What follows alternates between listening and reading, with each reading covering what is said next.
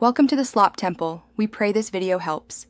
You start by preparing your Fire TV stick so sideloading works.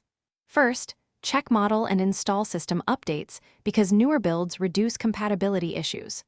Once done, enable apps from unknown sources under my Fire TV developer options. This lets you install packages outside the App Store. Next, install the Downloader app from the Amazon App Store.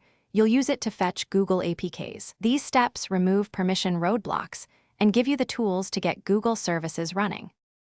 Now you sideload the Google stack in the right order so dependencies resolve. Use Downloader to fetch and install Google Account Manager, then Google Services Framework, and then Google Play Services. Installing Play Services too early breaks registration.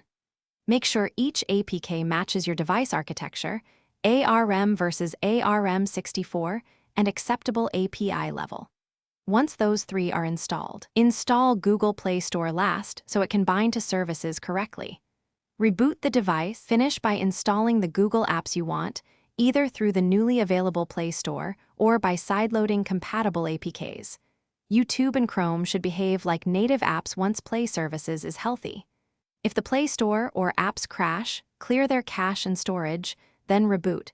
Often that resolves registration loops.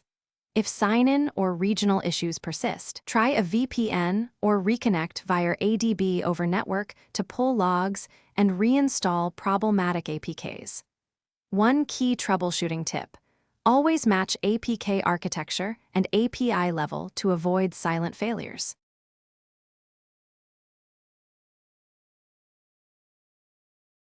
Thanks for watching.